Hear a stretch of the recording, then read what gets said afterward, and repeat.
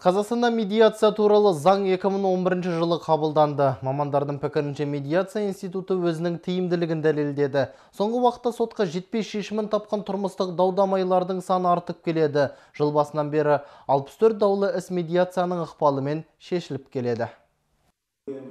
Дөңгелек үстелде судьялар медиация туралы заң талаптарын іске асыру мен сот өндірісінде қолдану туралы бірқатар пікірді ортаға салды. Дауды сотқа жеткізбей шешу үшін медиаторлар қызметтерін жүргізіп отыр. Медиацияның оңтайлы тұстары өте көп. Екі жақта уақытын үнемдеп, достық қарым-қатынасын сақтауға мүмкіндігі бар. Халықтың арасында түсіндіру жұмыстары қалай жүріп жатыр? Мысалы, біздің Қазақстан Республикасының азаматтары толық түсініп жатыр ма? Кейде мысалы сот отырысы барысында кейбір қатысушылардың түсінбейтіндігін біз байқап қаламыз да.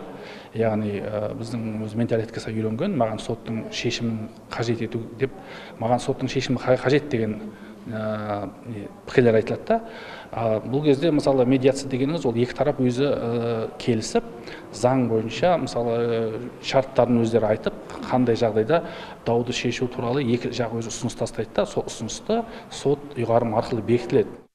Міндетті түрде сот процесін ашқанда бірінші сұрақтың бірі екі жақты, екі тарапты татуластыру, бітімгершілікке келтіру. Судьялар бұл заңның қай жер қателігі жіберілген, қай жер дұрыс емес, соның бәрін айтып кеткеннен кейін, талаптар кішкене ойланғаннан кейін, медиацияның жақсы жағын айтып кеткеннен кейін осы келісімге келеді.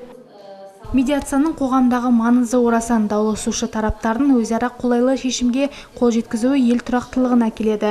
Кез келген жанжалды шешуде ымыраға келуге дайындығы қоғамның құқықтық мәдениетінің айнасы. Салтанат Сәрсенбайқызы, Жүрсін Өмірзақ, Мақсат Искаков, Көкше ақпарат.